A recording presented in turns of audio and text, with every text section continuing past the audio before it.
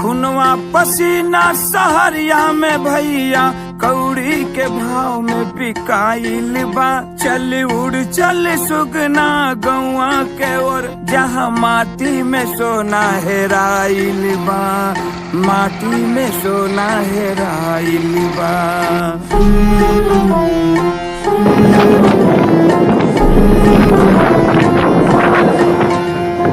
घर अंगनैया के सपना सजा के मशीनियों से बेसी दहिया खटवनी। हर करम यही पेटवा के खातिर कबोवा चुमैनी के ड्यूटी बजवनी।